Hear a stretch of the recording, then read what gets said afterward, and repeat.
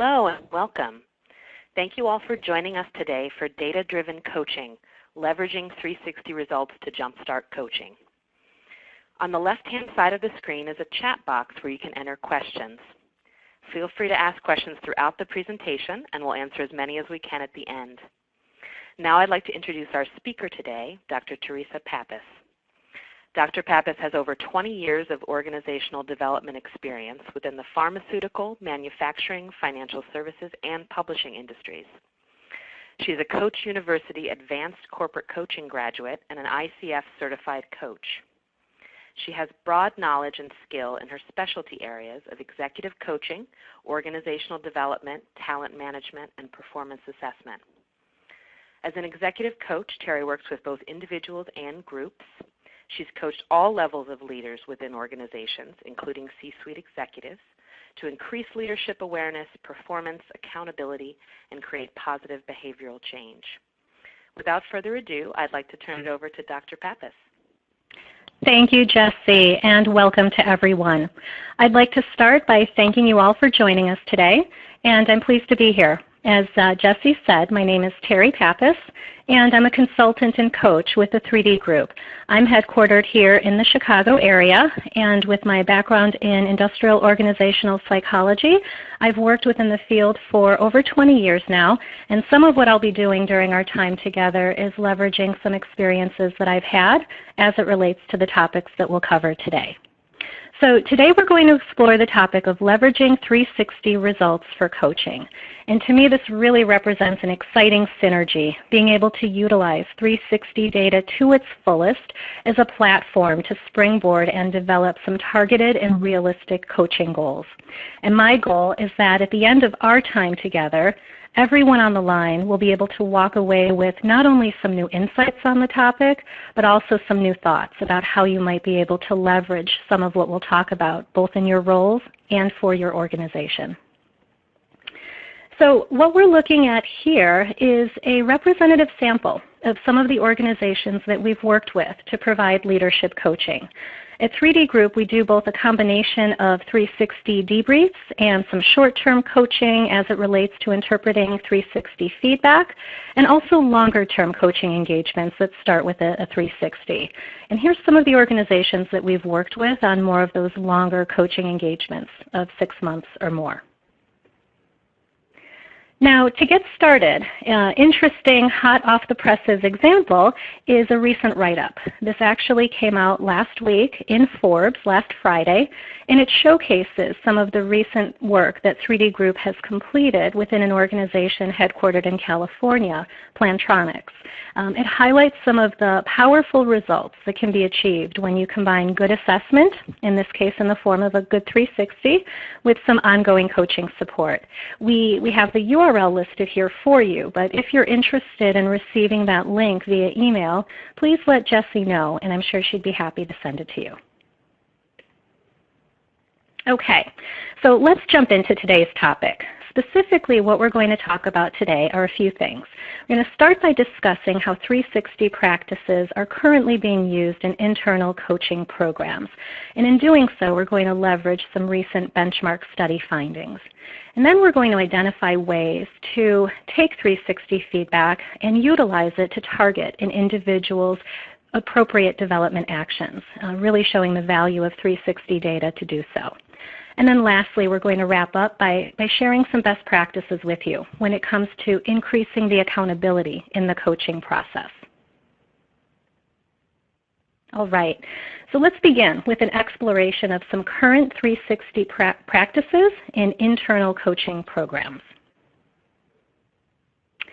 And as we do so, I just want to provide as a foundation because, in my opinion, really any discussion on 360 and coaching should begin by establishing a common foundation of what 360 feedback is all about.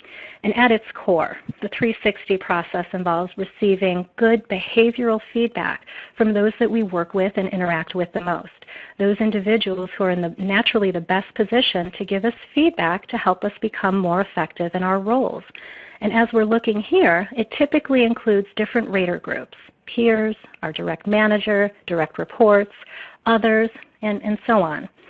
And if you think about your own work relationships and those individuals that would comprise your rater groups for you, those are the people that will be naturally in the best position to give you feedback that does one of a few things. Either validate what you know to be true about your own leadership strengths and development areas. That's the kind of feedback that's really consistent with your own self-perception, or also consistent with prior feedback that you might have received. It also might pick up on an unexpected strength that others view as a strength and reported as a strength for you, but you might have discounted for yourself. And then lastly is a blind spot. And this, as I see where the rubber kind of meets the road when it comes to 360, provides those great opportunities to generate new awareness for yourself, because they showcase those behaviors or those opportunities, those things for yourself that you might have viewed as a strength, but others don't always see it that way. I describe it as the spinach in the teeth phenomenon. And isn't it good to have feedback that points something like that out? And then collectively, it stands to reason that one of the best outcomes of 360 feedback is that it puts the feedback recipient, yourself, in the very best position to achieve new results. And I've heard it described as engaging in the same old thinking tends to bring us the same old results. 360 feedback, on the other hand, provides us with new information and new data that we can use to think differently and gain some new awareness, and then leverage that awareness to really jumpstart new actions and results in a positive way. Now, let's focus our attention on leadership coaching for just a moment, because it's important to set the context here as well. And let's explore what exactly we mean by the term leadership coaching. And I'm sure we've all heard the term used quite a bit over the years, sometimes in the context of life coaching or mentorship or counseling, or even at times perhaps therapy. What's important to keep in mind, of course, is that leadership coaching is really none of those things. And instead, we at 3D Group tend to think about leadership coaching specifically as it relates to workplace interactions, and the opportunity that it provides a leader to reflect upon and examine their behaviors, specifically behaviors as related to the intersection of their goals, their intent, and their impact, all with the help of a professionally trained coach. We also think of leadership coaching as being completely in the moment, so the coach is in the best position to most effectively respond to wherever that coachee is at that point, what their current needs are, what their current challenges or struggles are. And if we take a quick step back and think about leadership coaching and its context, really the need for effective coaching has never been greater. If you think about your role as a leader within your organization, today's companies are getting inherently more complex. Leaders are oftentimes finding themselves working in broad, global, matrixed, quickly changing roles, quickly changing industries, impact of new regulations. And because of this, leaders appreciate having that supportive thought partner that can help them focus on the right information and the right priorities for themselves at the right time. Oftentimes, it's difficult to achieve this type of learning from a book. It's not textbook learning that we're talking about here, because reading about it doesn't make someone better, a better leader in real time. So coaches then help leaders reflect and learn and consider live time, in the moment, discussing current situations, discussing current challenges. And we do this through effective questioning. We do this through helping leaders explore potential limiting assumptions, explore new opportunities they might not otherwise have considered.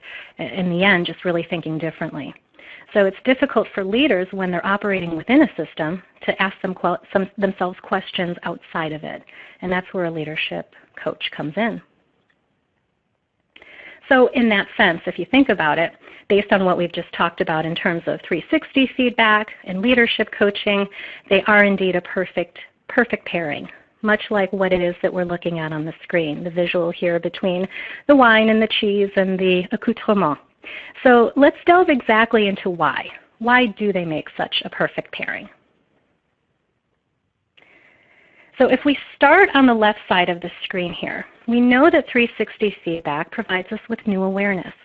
That's the point, right? It gives us that baseline current state. What is our starting point? The awareness that we gain from 360 might validate a leadership strength that we can further leverage, might highlight a clear development area or a place that we have more opportunity to move the needle the farthest. It might incorporate knowledge about unexpected or hidden strengths or blind spots, as we had talked about just a minute ago. But really the great thing about leveraging 360 data is that it gives us a better starting point. It's not just based on the leader's self-perception themselves in a vacuum, but it gives a broader perspective and it gives a more complete narrative of what an appropriate start looks like. Now, there's a good TED Talk out there that features Bill Gates and Eric Schmidt, and it's called Everyone Needs a Coach. It's quick, but really some nice insights that come from it. Some of the key takeaways, they mention, according to Bill's own experiences, we all need people who will give us feedback because that's how we improve. He says that every famous athlete, performer, etc. has a coach, someone to help ask them the question, is that really what you meant to do? And someone to give them broader perspective. And one thing that many leaders struggle with is seeing themselves as others see them, and that's where a coach comes in.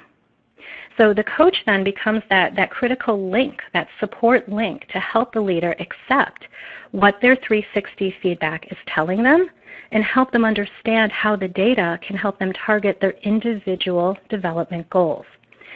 And the acceptance piece obviously is critical, right? Because only with this acceptance can the real work, the hard work and the heavy lifting begin. Coaching then steps in where acceptance of one's new awareness leaves off. And ongoing coaching provides that leader with support that they'll need to bridge that gap between current state and desired state. And it starts with the establishment of a SMART action plan and then working together over time. What that does is foster that sustained behavioral change in support of the plan.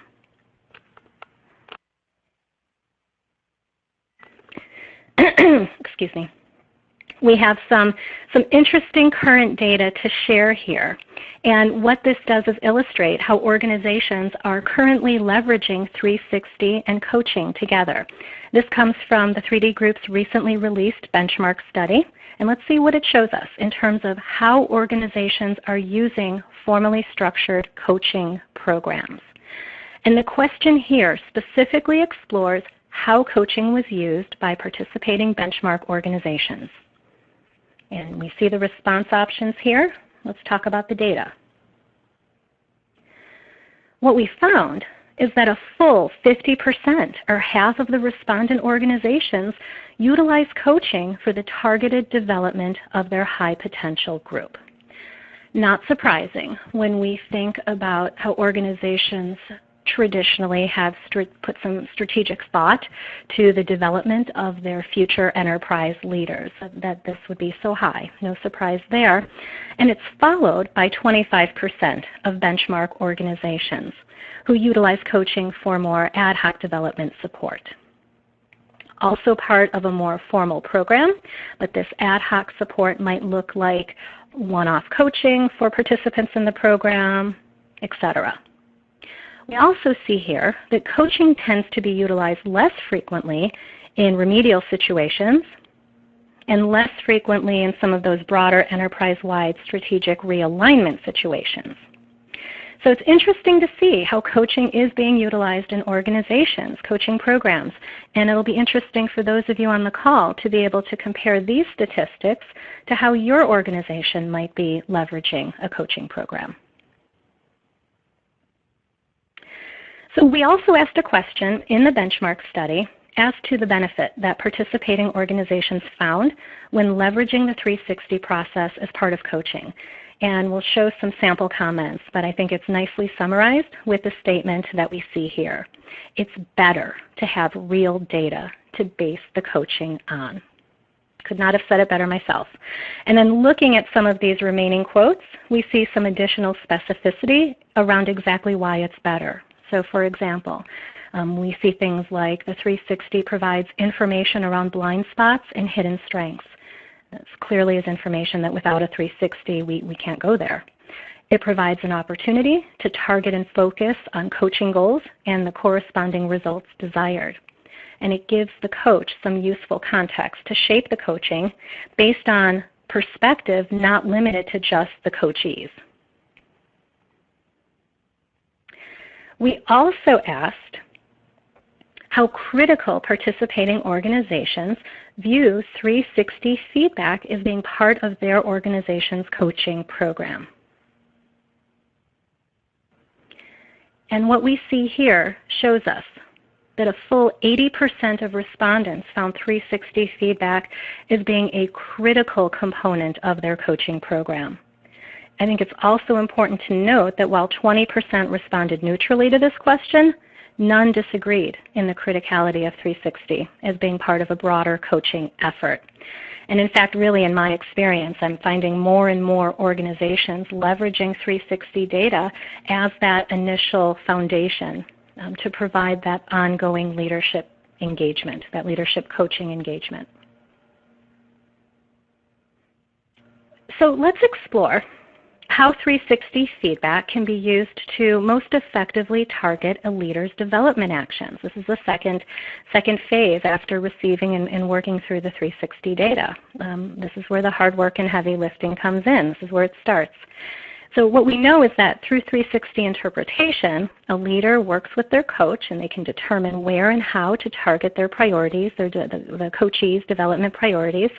And oftentimes what I've found is that there's a number of data points that that leader is struggling with working through in working through that 360 report and not knowing exactly what to focus on. There's a lot of useful data there, but where to target. And that's where a coach can come in to make sure that together in working through the issues and understanding which are most critical to that leader being effective in their role helps to pinpoint appropriate development actions. And an effective coach knows some important things about establishing coaching goals. That clearly they should be aligned with the business and the business's priorities and their function strategic priorities as well. Specificity is important along with other dimensions of what a SMART goal looks and sounds like. We see these captured here loosely. It includes criteria for measurement and evaluation. So, identifying that roadmap to success and pinpointing how to get there together. It also includes both internal and external support resources. As we go through our time together, I have an example, a good example, of how internal and external support worked in one case to really provide some tremendous benefits to this coachee. It involves a stretch, but not too much of a stretch. We don't want to overwhelm, but we want to provide that opportunity for ongoing growth and development. And then collectively having the potential to achieve the greatest impact. And an effective coach also knows that successful coaching means having a coachee that's all in. In my experience, I've had to turn down some coaching engagements where the need for coaching was being expressed either by human resources or an individual's manager. But as I heard more and more about what was going on in the situation and where the coachee was, it was clear that they were not ready to commit to coaching or be personally accountable for its success. And here's some factors that make for the best coachee and coachee-coach experience. Both are actively engaged throughout the process. Work together to identify those critical goals that might involve a stretch, might involve the client making themselves vulnerable based on some of what was seen in the 360 data. Effective communication. This is important for a coachee to be able to not only share progress around coaching goals around the way and examples of what's working, where they might be remaining stuck, but also from a process standpoint, being able to discuss and communicate around how the coaching engagement is working. Best coachees are also committed to development. We see that in terms of how that coachee is showing up. Are we getting canceled appointments at the last minute? Are people coming prepared for discussions with examples as to follow up from where we left off last time? I always include a coaching preparation sheet that I give to my clients at the start of an ongoing relationship. It's just a few targeted open-ended questions, but it's a place for the coachee to provide some reflective thought before our regularly scheduled coaching session, and to what degree are they completing those or not. Shows the commitment to development. And do they have leadership courage to try new things in the spirit of development and to go there and making themselves vulnerable and having those candid discussions and confidential discussions with the coach? So we're about to jump into our final agenda topic of the webinar, which is all around ensuring accountability in coaching.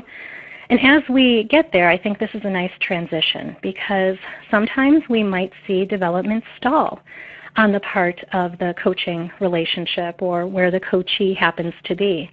What are some things that we find that contributes to this stalling? Lack of preparation on the coachee part. Are they ready? Are they just trying to squeeze this in between two busy meetings and really not giving it the time and attention that it deserves? No clarity around goals. This can be viewed either on the front end of the entire coaching engagement or on that particular meeting agenda. Without that goal clarity around what you're there to talk about together, the coach runs the risk, if not handled appropriately, of getting stuck in the story, and we can't let that happen. Too much airtime on the part of the coach. This can happen. There's responsibility on both sides of the table here. If the coachee is not completely participating or sharing that much, that might be a sign where the coach tends to step in, or shame on the coach if they're just dominating the conversation with too much airtime themselves. That could contribute to the stall.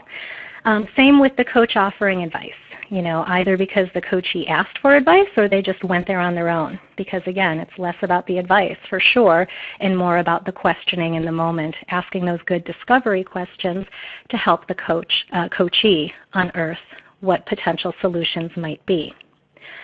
And then development stalls could also come from too few alternatives being explored.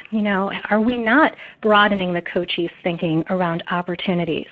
Are we not helping the coachee question potentially limiting assumptions or prior assumptions that they had, or explore some new alternatives that they might not have otherwise considered?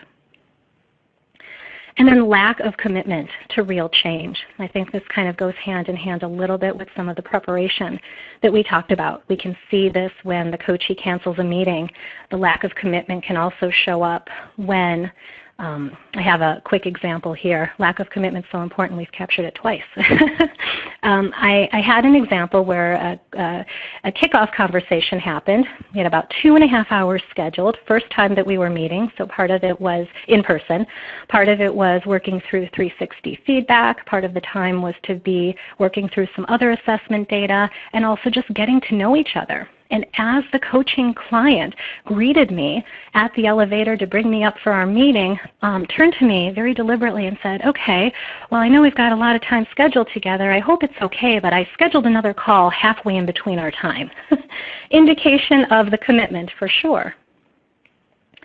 So as we jump into our last agenda topic here, it's around the best practices for accountability. What to do when we run into some of these derailers. And let's delve a little bit deeper into that. Here we see an example of what good accountability does not look like. Let's talk about, on the flip side of it, what some useful accountability best practices for coaching does look like. Well, we've mentioned some of this already, right? It involves understood goals. Both the coachee and the coach understand what they are trying to achieve together. And that's where all of that good detail around what makes a good coaching goal comes into place. It also involves buy-in Coachees must believe in their goals and must be invested in the successful accomplishment of them, so that it's less around saying what they think the coach wants them to be saying or hearing, and more about what's realistically going to work for them. It involves benchmarks and a quantifiable result. What are those specific milestones, and how can we clearly articulate results in a way that they can be measured? It also involves two-way feedback, that candid, confidential feedback that must exist between a coach and coachee for the relationship to evolve and establish rapport and be completely based on trust and reciprocity there. And evaluation and monitoring as well kind of goes hand in hand with that quantifiable result. Here, more with an emphasis on what plans do we have in place to monitor progress along the way. And on top of some of these best practices here, there's other considerations, right, to put ourselves in the best position to ensure coaching accountability, the ground rules for coaching. Do we know what's expected on both sides of the coaching equation of each other? And as part of these ground rules, do coachees know that they're expected to come prepared for coaching sessions? And what does expected look like? And then if and when the coach sees slippage, they're in the best position to first believe positive intentions on the other side and then address areas where expectations were not met. So helpful for individuals, coachees, to think about, and the coach as part of the relationship, what are we doing well? And is there an opportunity for us to have a conversation around some of these other best practices? And what we're looking at here are some accountability challenges. This is based off of some experiences that we've had in coaching when there's been challenge with ensuring accountability and in ways that we can deal with that. And we've related here to 5 different types of coaching clients. Our star performers, those that might be struggling with a particular task at hand, those that might be struggling with an interpersonal relationship and working effectively with and through others in some cases to be successful.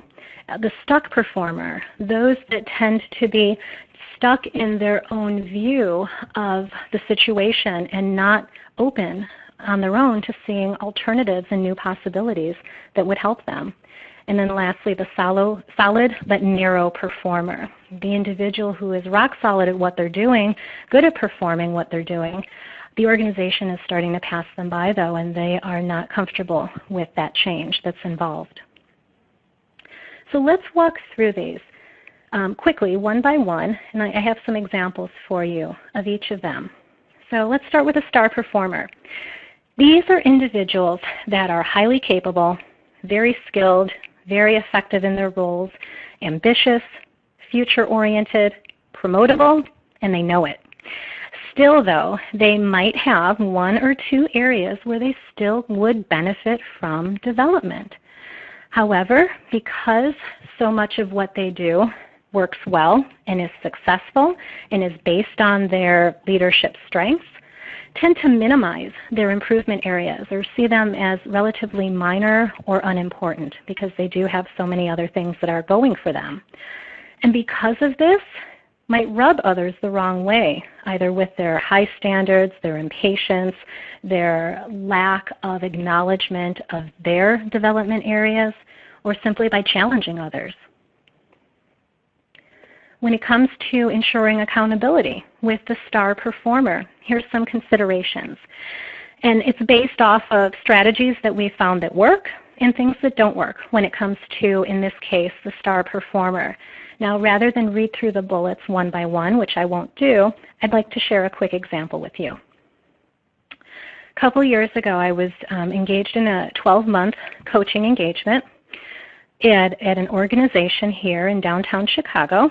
And it was with a director of product development, very bright, Ivy League educated. The 360 feedback report was augmented with some really useful interview-based feedback from a handful of his closest work colleagues. And some of the quotes I recall today were, you have the smarts to lead this company someday. Another one was, you are often the smartest person in the room. Truly a star performer. Promoted rapidly, a series of rapid promotions in his tenure. Had been with the company for a little while. Had some very strong product, industry, and company knowledge. Was turned down for a recent promotion. The consensus was that he was aiming too high too quickly as a result from just landing in a different position based on another recent promotion. And some of the feedback, and this is why the 360 was such a beneficial place to start with this particular star performer. Because at the onset of our coaching, I was working with an individual that had no understanding and no clarity as to why they were not a natural shoo-in for that particular role. And it wasn't until some of the powerful 360 feedback showed that there was a big chasm between this individual's intent and the impact that he had when interacting with others, to the point where one piece of feedback from this 360 that I think was the most powerful thing that this individual heard to turn him around to be receptive to the coaching that ensued was from a client organization that he had had a recent interaction with. And the quote was, "I'm not sure if you want this individual representing your company anymore." So the coaching continued. We had some very candid conversations. This was an individual, because he was a star performer, was ready to make some real progress on his goals, and took it a step farther to seek out additional feedback anecdotally on his own. Wanted to do everything to do a 180 on what this particular feedback report said for him in these cases. And so we started by appealing to his career goals. And we addressed his strengths, and we discussed how some of his recent behaviors really got in the way of his achieving his goals. And the 360 was instrumental in it. And the awareness and the receptivity that he had to the feedback went a long way to establish our coaching in a positive direction. So that was coaching the star performer. Next, we have a second accountability challenge. The individual who struggles with performance, particularly related to the task at hand. So in this case, it might be an individual that has a performance gap that they're not aware of. It might be related to a skill deficiency, some other obstacle that they have that impedes their ability to be successful in completing their work tasks. That might be an individual who's newer to their role, newer to the organization, and would benefit, prime candidate for coaching around these specific areas. And what we see here are some strategies that work and don't work as well when it comes to coaching the struggling performer. I have a quick example here for you. This was an individual who had been a leader at this particular organization on the West Coast of the United States, found herself as a new leader in a position to now lead a plant manager here. And the tasks involved were really focused on her leadership behaviors and how she recognized that she needed to show up in a way as a plant manager that wasn't comfortable for her, demonstrating some additional leadership presence that she had not been in a position to have to do before. Having been put in a position now to need to interact differently with direct reports, span of control was different, significantly increased, needed now also to influence and advocate quite a bit for her plant, which also made her uncomfortable. In fact, her plant was one of the very first that was a beta group for testing out some new Lean Six Sigma operations, and there was a lot of influence opportunities that went along with that. What worked here was that she was committed. She wanted to be effective. She was aware of some of the challenges that she had when it came to the leadership behaviors, and she was ready and willing to do what was needed in the moment to talk candidly, discuss real issues, and make herself a little bit vulnerable around, some things that were challenging for her.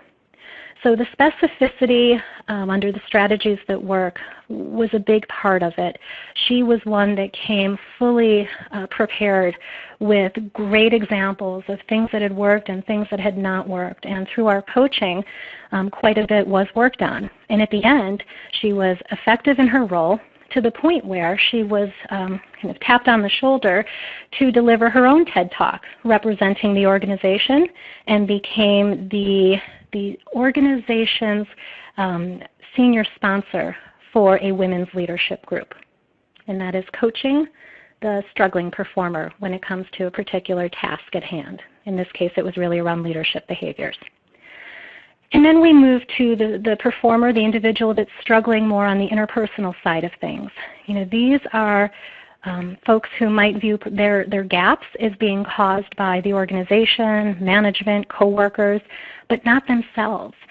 Might react negatively. In my case, you know, they've initially been the ones that have been most challenged with absorbing and accepting some of the 360 feedback and tend to spend their time and focus looking outwards, either making excuses or blaming for some of what was being represented in the feedback.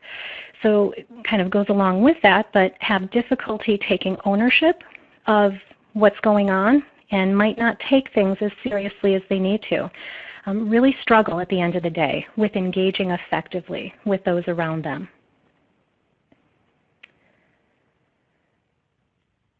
An example here. I was coaching an individual within the manufacturing industry at a company in northern Illinois, and there was some feedback that brought us to the coaching engagement. This was another year-long engagement, and she'd received some recent feedback. In fact, it was her peer, the Vice President of Human Resources, that initiated the coaching request. They both reported up to the president of the company. And the feedback was this individual struggled with her interactions with others, came across as short, brash, had a tendency to control. The word that was used was micromanage, not delegate so much, be too much in the weeds based on where she was in the role. The 360 was tremendous in providing some awareness. She realized that she had some challenges when it came to her direct reports, but what the 360 feedback showed her is that the challenges that were being voiced by direct reports were not limited there. And through the 360 process, we uncovered that there was a very real pattern of behavior, and again, a chance to put that mirror up and see that disconnect between intent and impact and current and desired state. And through her willingness to roll up her sleeves and be present and in the moment in our coaching, she came to a realization. Her eureka was that she did not want to control things. She did not want to have negative work relationships with others, but what she did want to do was have everything be really perfect. She recognized some perfectionistic tendencies that brought her to working very long hours, that brought her to controlling quite a bit of information and work put that went through her area, but it was all well-intended, but not well executed. And what worked in the end is that we did help her understand her responsibility in the situation and align that with what drove her behaviors. One of the very best pieces of feedback that she had mentioned through this whole process was at the very end when we were working with her direct manager in our closeout discussion. And he had a very real example. One of her direct reports, her area was responsible for managing a change at one of their plants. And when he asked her how things were going, 10 times out of 10 in the past, she would have had an answer for him immediately. But what she said was, well, my direct report, let's call him Mike, is on that. I know he is. Let me check with him and I'll get back to you. And the president of the company mentioned how impressed he was, that was a clear demonstration that she was no longer so in the weeds. So that is our struggling performer when it comes to people. Let's talk about our stuck performer. Outwardly might appear to be coasting, might appear as not interested in building new skills or making improvements to performance, might appear as having real difficulty adapting to change or progressing within the organization, and here's where development opportunities tend to pass them by.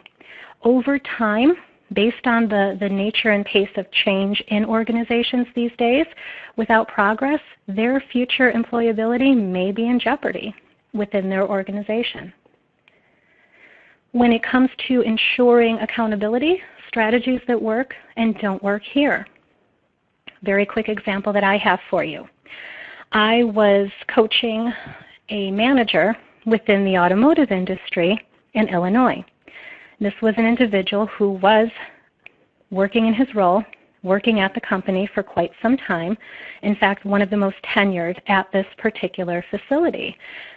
Tended to be stuck in an old way of working. There were some recent departmental systems and processes that have been revamped, and he very interestingly came up with some unique workarounds that enabled him to hold on to old habits and old ways of working.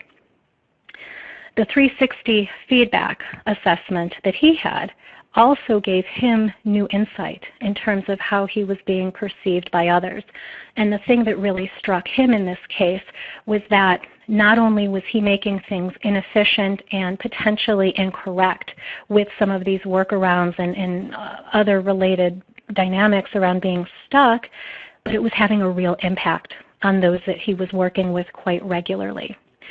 So what worked in this case was some reassurance and some additional support, because we found through coaching is that there was a very big fear that he had that he wouldn't be capable with where things were going. And this was also a 12-month coaching engagement. And one of the things, this goes back to the point that I had made earlier around the synergy that can happen with internal and external support. So on top of having the check-in at the beginning of the engagement, midway through and at the end, it was through conversations with this coaching client that it became understood that he would need some additional sustained support internally. So we partnered together with his direct manager on some specific areas for him to receive that support internally. And while we met twice monthly, we also met with his manager once monthly. And they did some internal coaching together on top of it. And it became a very powerful internal-external support dynamic that helped to bring him along and become successful ultimately with the changes that were in front of him. And then last but not least, we have the solid but narrow performer. And these are the individuals that are very steady and good and successful in what they're doing. They keep their nose to the grindstone. Could be perceived as being too narrowly focused though. Very good at what they do, see their jobs perhaps too narrowly, maybe missing where the organization is going, missing the alignment between what they're doing and the organization's priorities. And the real benefit here in coaching, the real eureka, is around helping them develop that broader perspective of their own career development. So what we're looking at are some strategies, of course, again, that work and don't work when it comes to the solid but narrow performer. And a quick example that I have here. This is more ad hoc coaching with an individual in the financial services industry. It was a bank in downtown Chicago.